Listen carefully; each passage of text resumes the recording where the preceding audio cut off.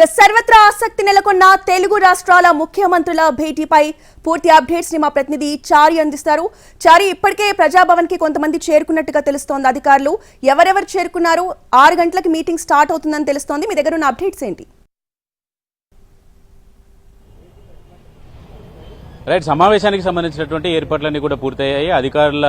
అధికార యంత్రాంగం ముందు రావాల్సి ఉంటుంది కాబట్టి ఇప్పటికే చేరుకున్నారు. ప్రస్తుతం మనం చూడొచ్చు ప్రజాభవన్ దగ్గర సమావేశం జరిగేటువంటి ప్రాంతం ఇది.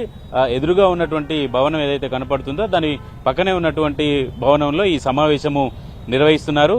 ఈ సమావేశానికి 5:30 తర్వాత తెలంగాణ ముఖ్యమంత్రి రేవంత్ రెడ్డి తన నివాసం నుంచి బయలుదేరుతారు. ఆ తర్వాత ఏపీ ముఖ్యమంత్రి బయలుదేరుతారు. ఇద్దరు సమావేశం 6 గంటలకు ప్రారంభమవుతుంది. ఈ సమావేశంలో ప్రధానంగా రాష్ట్ర విభజనకు సంబంధించినటువంటి అంశాలను, అలాగే కొత్తగా తెలంగాణ ప్రభుత్వం తీసుకొచ్చినటువంటి అంశాల మీద చర్చ చేయాలనుకుంటుంది.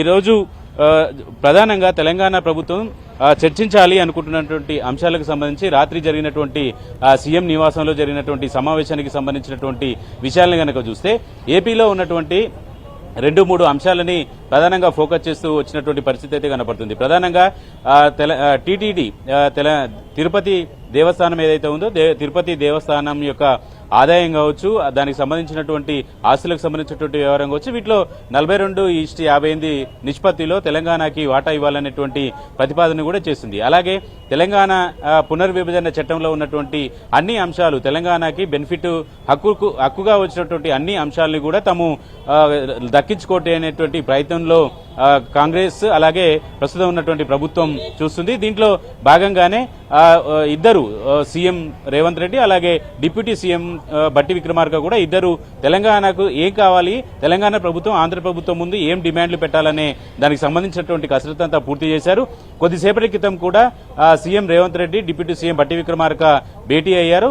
రాత్రి చేసినటువంటి నిర్ణయాలకు సంబంధించినటువంటి అంశం మీదనే ఎవరు ఏ అంశాలని ప్రస్తావించాలనే దానికి సంబంధించినటువంటి అంశం కూడా చర్చించినట్టు తెలుస్తుంది. ప్రధానంగా విభజన చట్టంలో పొందుపరిచినటువంటి అంశాలు కాకుండా రాష్ట్ర విభజన తర్వాత ఖమ్మం జిల్లాకు సంబంధించినటువంటి 7 మండలాలను ఆంధ్రప్రదేశ్కి ఆర్డినెన్స్ ను తీసుకొచ్చి 7 మండలాలు ఆంధ్రాకి అప్పగించినటువంటి నేపథ్యం. ఆంధ్ర ప్రాజెక్టు పోలవరం కావచ్చు, పోలవరం పూర్తి కావడానికి, పోలవరంలో ముంపు తగ్గించుకోవడానికి తెలంగాణకు సంబంధించినటువంటి 7 మండలాలను ఆంధ్రప్రదేశ్కు ఇచ్చిందనేటువంటి ఆరోపణ తెలంగాణ ప్రభుత్వం, తెలంగాణ నాయకత్వం చేసినటువంటి ఈ నేపథ్యంలో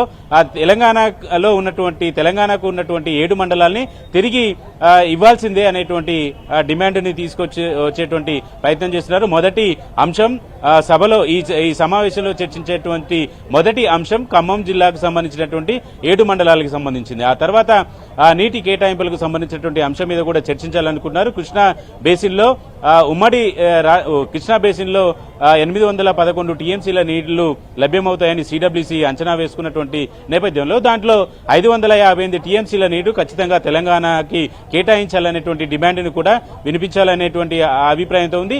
ఇటీవల జరిగినటువంటి అసెంబ్లీ సమావేశాల్లో కూడా భారీ నీటిపారుదల శాఖకు సంబంధించినటువంటి వైట్ పేపర్ ఇచ్చినటువంటి సందర్భంగా కూడా ఇదే అంశాన్ని చర్చించారు. ఉమ్మడి ఆంధ్రప్రదేశ్ విభజన తర్వాత గడిచిన ప్రభుత్వం తెలంగాణకు సంబంధించినటువంటి నీటిని దోపిడీకి గురి చేసిందనేటువంటి ఆరోపణ కూడా చేసినటువంటి నేపథ్యంలో నీటికి సంబంధించినటువంటి అంశాలు, నీటి కేటాయింపులకు సంబంధించినటువంటి అంశాలని మాత్రం చాలా బలంగా వినిపించాలనేటువంటి ఆలోచనతోటే సీఎం కావచ్చు, డిప్యూటీ సీఎం కావచ్చు ఇద్దరు ఉన్నటువంటి పరిస్థితి. అలాగే తెలంగాణకి సముద్రం పరివాహక ప్రాంతాల్లో ఆంధ్రప్రదేశ్కి సంబంధించినటువంటి పరివాహక ప్రాంతం ఉంది. అది 1000 కిలోమీటర్ల మేర తెలంగాణకు ఇవ్వాలనేటువంటి వాదనని కూడా తీసుకురావాలనేటువంటి ఆలోచనతో ప్రభుత్వం ఉన్నట్టు కనపడుతుంది. ప్రస్తుతం ఇప్పుడిప్పుడే కొంతమంది అధికారులు ఇక్కడికి చేరుకుంటున్నారు. మంత్రులు ఇక్కడికి డిప్యూటీ సీఎం బట్టి విక్రమార్క ఇప్పటికే పక్కనే నివాసం కాబట్టి ఇక్కడే ఉన్నారు. ప్రస్తుతం మనం చూసినటువంటి వెహికల్ మంత్రి పొన్నం ప్రభాకర్ వెహికల్. పొన్నం ప్రభాకర్ కూడా ఈ సమావేశం 2 రాష్ట్రాల ముఖ్యమంత్రుల సమావేశం వచ్చేటువంటి భవనం దగ్గరికి చేరుకుంటున్నారు. మనం ఎన్టీవీ ఫ్రేమ్లో విజువల్స్ చూస్తున్నాం. సమావేశ మందిరం ఎక్కడైతే ఉందో అక్కడికి పొన్నం ప్రభాకర్ చేరుకుంటున్నారు. మరి కాసేపట్లో శ్రీధర్ బాబు కూడా ఇక్కడికి చేరుకునేటువంటి అవకాశం ఉంది. ఈ సమావేశానికి అధికారికంగా చర్చల్లో మాత్రం CM Revanth Reddy, deputy CM బట్టి విక్రమార్క హాజరవుతారు. తెలంగాణ ప్రభుత్వం నుంచి వచ్చినటువంటి ఏపీ ముఖ్యమంత్రి కావచ్చు మంత్రులకి స్వాగతం పలకడానికి రాష్ట్ర ప్రభుత్వంలో ఉన్నటువంటి ముఖ్యమైనటువంటి మంత్రులంతా కూడా ఇక్కడికి చేరుకునేటువంటి అవకాశం అయితే కనబడుతుంది. ప్రస్తుతం తెలంగాణ ప్రాంతానికి సంబంధించినటువంటి మంత్రులంతా కూడా ఒక్కొక్కరు చేరుకుంటున్నారు. ఇక మరి కాసేపట్లో సీఎం కూడా తన నివాసం నుంచి బయలుదేరబోతున్నారు. 5:45 సమయంలో సమావేశ మందిరం వరకు చేరుకునేటువంటి అవకాశం ఉంది. ఓవరాల్ గా తెలంగాణ ప్రజల ఆకాంక్ష కావచ్చు, తెలంగాణ ప్రజల లేవనెత్తినటువంటి అంశాలు, ఉద్యమ కాలంలో లేవనెత్తినటువంటి అంశాలకు, హక్కులకు సంబంధించినటువంటి వాటికి ఎక్కడ భంగం వాటిల్లకుండా ఉండాలనేటువంటి ఆకాంక్షతోటే సీఎం రేవంత్ రెడ్డి అలాగే డిప్యూటీ సీఎం బట్టి విక్రమార్క ఉన్నారు. ఇక విద్యుత్ సంస్థలకు సంబంధించినటువంటి బకాయిలకు సంబంధించినటువంటి అంశాల్లో కూడా చాలా కఠినంగానే ఉండాలనేటువంటి ఆలోచనతో ప్రభుత్వం ఉన్నట్టు కనపడుతుంది. ఎందుకంటే ఏపీ ప్రభుత్వం నుంచి 24,000 కోట్ల రూపాయలు తెలంగాణ ప్రభుత్వానికి రావాల్సి ఉంది. వాటిని పూర్తిగా చెల్లించాలనేటువంటి డిమాండ్ను కూడా ప్రధానంగా తెలంగాణ ప్రభుత్వం వినిపించాలనుకుంటుంది. ఈ తెలంగాణ ప్రాంతం నుంచి కూడా ఏపీకి 7,000 కోట్ల బకాయి ఉంది. ఆ బకాయిలు ఇవ్వడానికి తెలంగాణ ప్రభుత్వం సిద్ధంగా ఉంది అనేటువంటి అభిప్రాయాన్ని కూడా తెలంగాణ ప్రభుత్వం నుంచి చెప్పాలని సీఎం అలాగే డిప్యూటీ సీఎం బట్టి విక్రమార్క పూర్తిగా ఒక నిర్ణయానికి వచ్చారు.